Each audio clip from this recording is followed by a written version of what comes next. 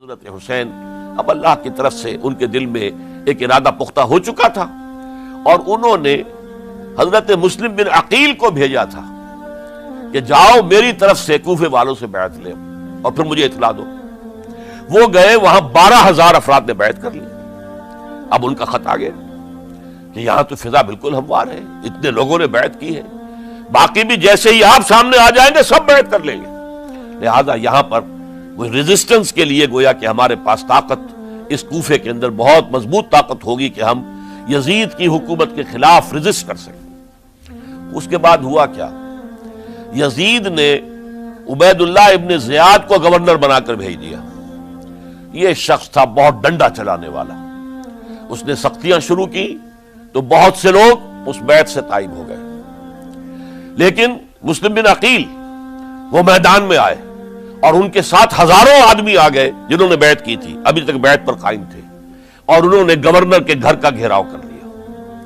Governor کے ساتھ 30-40 آدمی تھے کل، وہ چھتوں پر چڑھ گئے، وہاں سے پتھراؤ کیا، اور وہاں سے جو 30-40 آدمی کوفے کے تھے ان سے کہا تم اپنے اپنے لوگوں کو کہو کہ چلے جائیں واپس یہاں سے۔ انہوں نے اوپر سے کہنا شروع کیا، ڈرایا، بہت خوفناک نتیجہ نکلے گا، اب عبید اللہ ابن زیاد تم سب کو ہلاک کر دے گا۔ ایک ایک کر کے بھیڑ چھٹتی چلی گئی اور صرف چند افراد رہ گئے، اور اس کے نتیجے میں حضرت مسلم بن عقیل شہید کر دیے گئے، بلکہ ایک شخص حامی نے انہیں پناہ دی تھی کوفے میں، ان کو بھی قتل کر دیا گیا، شہید کر دیا گیا۔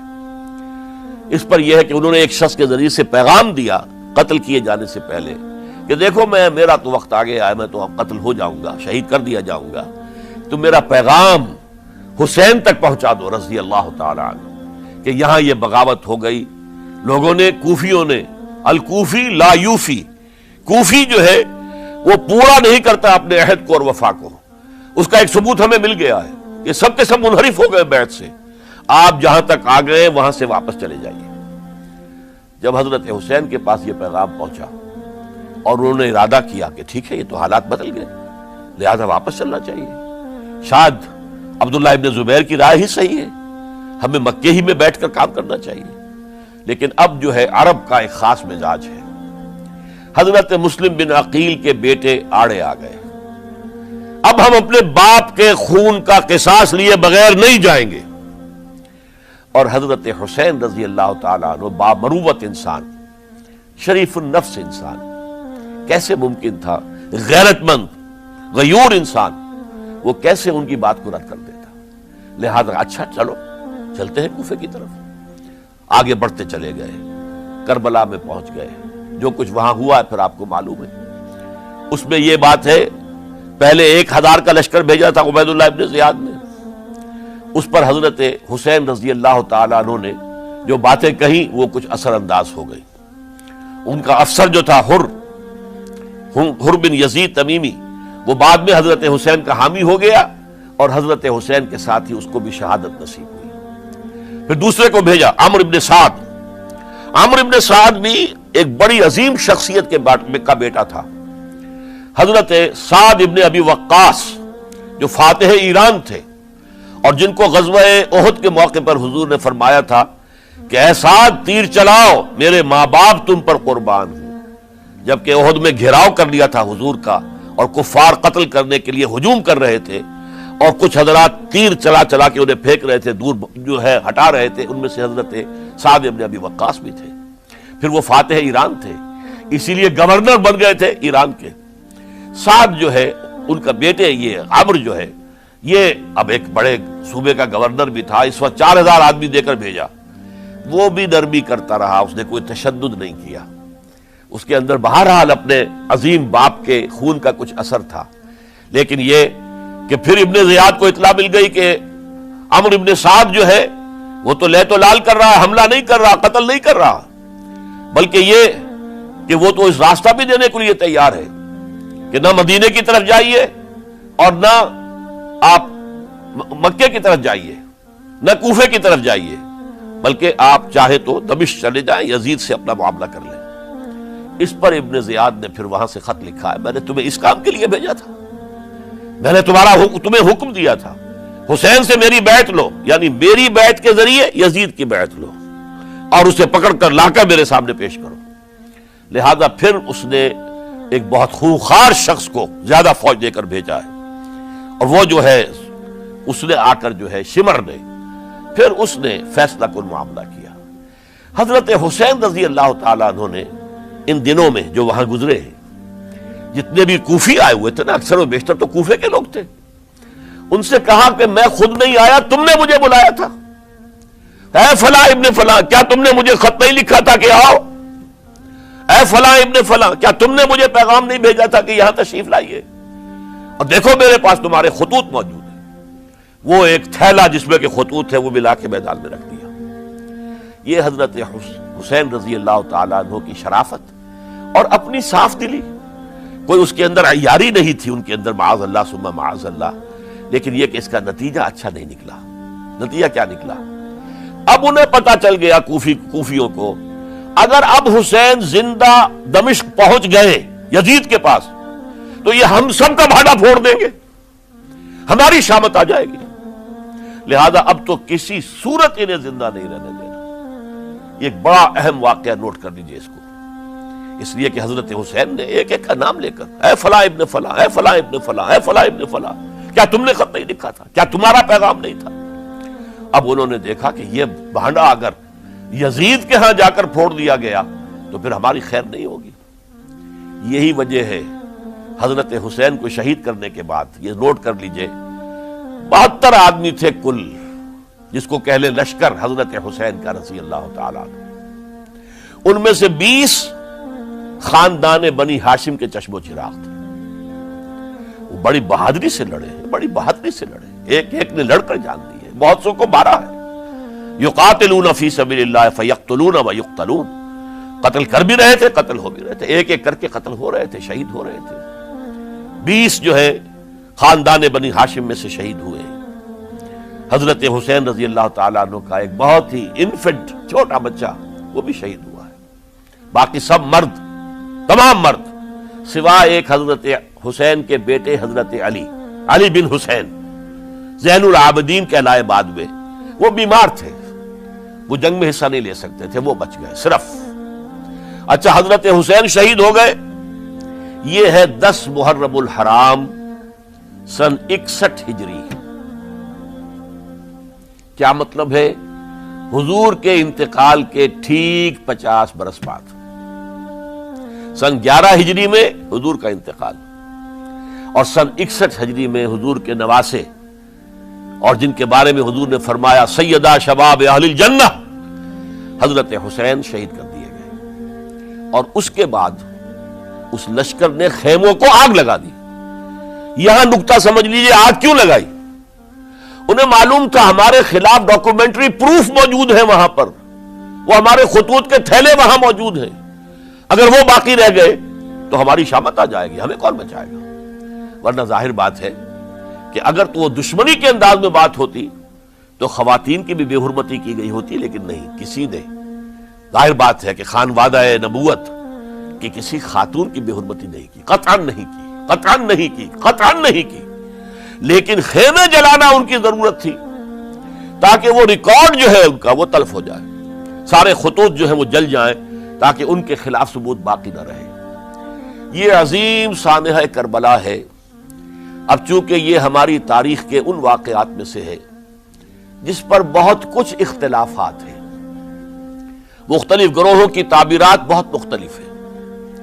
ایک طرف اہل تشیع کا اپنا بیان ہے، دوسری طرف اہل سنت کا ایک اجماعی بیان ہے، تیسری طرف کچھ ایسے لوگ پیدا ہو گئے ہیں جو حضرت حسین رضی اللہ تعالیٰ عنہ پر الزام لگا رہے ہیں اہل سنت میں سے کہ وہ تو حکومت کے طالب تھے، وہ اقتدار کے خواہش مند تھے، واجب القتل تھے۔ معاذ اللہ ثم معاذ اللہ ثم معاذ اللہ۔ حضرت حسین اگرچہ صغار صحابہ میں سے تھے، یعنی حضور کی حیات طیبہ میں ابھی چھوٹے بچے تھے، لیکن ان کا شمار صحابہ میں ہے۔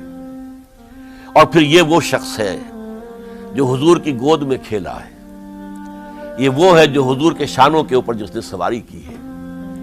علامہ اقبال نے جیسے حضرت اسماعیل کے لیے کہا ہے کہ وہ فیضان نظر تھا یا کہ مکتب کی کرامت تھی، سکھائے کس نے اسماعیل کو آداب فرزندی، ظاہر بات ہے حضرت اسماعیل کسی اسکول اور مدرسے دارالعلوم میں پڑھے نہیں تھے کہ وہاں پتہ چلتا کہ والد کا حق کیا ہے. یہ فیضان نصر تھا، ابراہیم کی نگاہ کا یہ فیضان تھا کہ بیٹے کے اندر وہ جذبہ پیدا ہوا کہ یا ابت افعل ما تؤمر، ابا جان جو خواب آپ دیکھ رہے ہیں اور جو حکم آپ کو اس خواب کے ذریعے مل رہا آپ کر گزریے، ستجدنی انشاءاللہ من الصابرین. تو اسماعیل کا معاملہ اگر یہ تھا فیضان نظر سے، تو حضرت اسماعیل تو حضرت ابراہیم کے پاس زیادہ رہے بھی نہیں، وہ تو مکے میں رہے. حضرت عثمان جو حضرت ابراہیم تو شام میں رہتے تھے، کبھی کبھی آ جاتے تھے، بس اس سے زیادہ معاملہ نہیں تھا. وہ فیضان نظر حضرت اسماعیل کو تھا، تو حضور صلی اللہ علیہ وسلم کا فیضان نظر کتنا ہوگا اس کا آپ اندازہ کیجئے. یہ کوئی جنگ اقتدار نہیں تھی، معاذ اللہ ثم معاذ اللہ ثم معاذ اللہ، بلکہ انہوں نے اپنا ایک فرض منصبی سمجھا ہے کہ میرے نانا کا لایا ہوا نظام اور اس کے اصول اب ٹوٹ رہے ہیں. جیسے حضرت ابو بکر کا قول میں نے آج بھی آپ کو سنایا، ایبدل الدین وانا حی، کیا دین میں ترمیم اور تنسیخ کی جائے گی، دین کی باتوں کو بدل دیا جائے گا جبکہ میں ابھی زندہ ہوں. اسی طریقے سے گویا کہ زبان حال سے حضرت حسین اور عبداللہ ابن زبیر رضی اللہ تعالی عنہم ان دونوں نے یہ فیصلہ کیا کہ ہم روکیں گے اس کو. آپ اختلاف کر سکتے ہیں کہ حضرت حسین کی رائے صحیح تھی یا حضرت عبداللہ ابن عباس کی رائے صحیح تھی، یہ کہہ سکتے ہیں آپ، لیکن کسی کی نیت پر حملہ نہیں کر سکتے. اسی طریقے سے بعض لوگ جو ہے حضرت عبداللہ ابن عباس، عبداللہ ابن عمر، ان کی نیتوں پر حملہ کرتے. ان کو تو یزید نے دولت سے خرید لیا تھا، معاذ اللہ ثم معاذ اللہ ثم معاذ اللہ. یہ دونوں جلیل القدر صحابہ ہیں، یہ تو صغار صحابہ میں سے نہیں ہیں، یہ جوان تھے پورے حضور کے زمانے میں، جنگوں میں حصہ لیا ہے. حضرت عبداللہ ابن عمر نے، عبداللہ ابن عباس نے رضی اللہ تعالیٰ عنہما نے، انہیں کوئی رقم نہیں خرید سکتی تھی، کوئی دولت نہیں خرید سکتی تھی. جو رائے انہوں نے قائم کی دیانتاً قائم کی. اور ہمارے ہاں اصول یہ ہے کہ جب کوئی نئی صورتحال پیدا ہو جائے اور اجتہاد کی ضرورت پیش آ جائے اور پوری کوشش کر کے مجتہد اجتہاد کر رہا ہے، تو اگر اسے غلطی بھی ہو جائے، مجتہد مخطی خطا کار، اس کو بھی اکیرا ثواب ملتا ہے. اور مجتہد مصیب وہ مجتہد کے جس کی رائے صحیح، جس کا فیصلہ صحیح، اسے دوہرا ثواب ملتا ہے. تو ان کے مابین ایک اختلاف رائے کا ہوا، اجتہاد کا ہوا. آیا یہ غلطی اتنی بڑی ہے کہ امت میں تفرقہ پیدا کیا جائے، امن و امان کو برباد کیا جائے، خوریزی کا بازار گرم کیا جائے، یا نہیں؟ دو کی رائے یہ ہوئی. ان کی مخلصانہ رائے تھی، ان کی دیانت دارانہ رائے تھی. ہم ان کی نیت پر حملہ نہیں کر سکتے، آپ اختلاف کرنا چاہیں تو کیجئے. اسی طرح حضرت عبداللہ ابن زبیر اور حضرت حسین ابن علی رضی اللہ تعالی عنہ، ظاہر بات ہے کہ ان کا بھی ایک اجتہادی رائے تھی کہ نہیں، یہ دین کے نظام کے اندر بہت بڑا رکھنا پڑ رہا ہے، یہ تو اب قیصر و کسریٰ کی سنت شروع ہو رہی ہے، یہ اسلام کے دین کے اوپر طریقہ نہیں، عمل نہیں ہو رہا ہے، تو ہم اسے اپنی جانوں کا نذرانہ دے کر بھی اسے روکیں گے، روکنے کی کوشش کریں گے، رکے نہ رکے ہم اپنی جانیں دے دیں گے. یہ بھی دیانت دارانہ رائے تھی، مخلصانہ رائے تھی. ان کی نیت پر کوئی حملہ کم سے کم اہل سنت والجماعت میں سے کسی شخص کو حق نہیں ہے. اس لیے کہ اہل سنت والجماعت کا کہنا یہ ہے، الصحابۃ کلہم عدول، صحابہ جتنے بھی ہیں وہ سب کے سب عدول ہیں، ان میں بدنیتی نہیں آ سکتی، خطا ہو سکتی ہے. اہل سنت کے نزدیک معصومیت خاصہ نبوت ہے، نبوت ختم ہو گئی محمد الرسول اللہ صلی اللہ علیہ وسلم پر، آپ کے بعد معصوم کوئی نہیں. ابو بکر بھی معصوم نہیں، عمر بھی معصوم نہیں، عثمان بھی معصوم نہیں، علی بھی معصوم نہیں رضی اللہ تعالیٰ عنہ اجمعین. تو معصوم کون ہوگا؟ عبداللہ ابن عباس بھی معصوم نہیں، عبداللہ ابن زبیر بھی جو ہے معصوم نہیں، حسین ابن علی بھی معصوم نہیں، اسی طریقے سے عبداللہ ابن عمر، عبداللہ ابن زبیر، کوئی معصوم نہیں. انہوں نے اپنی رائے قائم کی ہے، اس پر عمل کیا ہے دیانت دارانہ سنسیریٹی کے ساتھ، اور ان کے لیے اللہ تعالیٰ کے ہاں ہر طرح کا اجر و ثواب ہے سب کے لیے. حضرت عبداللہ ابن زبیر کی رائے اس اعتبار سے بہتر ثابت ہوئی، انہوں نے مکے میں پھر حکومت قائم کی، 9 برس تک ان کی حکومت قائم رہی، بنو امیہ ختم نہیں کر سکے اسے. سن 73 میں جا کر ان کی شہادت ہوئی ہے، اور ایک مرحلہ تو وہ بھی آیا تھا کہ شام اور مصر کی دونوں صوبے جو ہیں وہ بھی ان کے تحت آ گئے تھے۔ تو واقعہ یہ ہے کہ اگرچہ حضور نے ہمیں منع کیا ہے کہ کبھی یہ نہ کہا کرو کہ ایسا ہوتا تو ایسا ہو جاتا، نہیں، جو ہوا اللہ کی مرضی سے ہوا، اللہ کے اذن سے ہوا۔ حدیث کے الفاظ ہیں ان کلمۃ اللہ تفتح عمل الشیطان، یہ جو لو کاش یہ ہو جاتا، کاش یوں ہو جاتا تو بڑے اچھے نتیجے نکلتے، یہاں سے شیطان کا عمل شروع ہو جاتا ہے۔ ورنہ واقعہ یہ ہے کہ دل سے یہ بات نکلتی ہے، اگر حضرت حسین اور عبداللہ ابن زبیر یکجا ہو جاتے اور مکے کو اپنا مرکز بنا کر جو عظیم مقصد انہوں نے اپنے سامنے رکھا تھا کہ یہ جو روایت غلط آ رہی ہے اسلام کے دینی سیاسی نظام کے اندر، اس کو ہم روکیں گے، تو اللہ تعالیٰ انہیں کامیابی عطا فرما دیتا۔ لیکن یہ پھر ہم کہیں گے ما شاء اللہ کان وما لم یشاء لم یکن، جو اللہ نے چاہا وہ ہوا اور جو اللہ نے نہیں چاہا وہ نہیں ہوا۔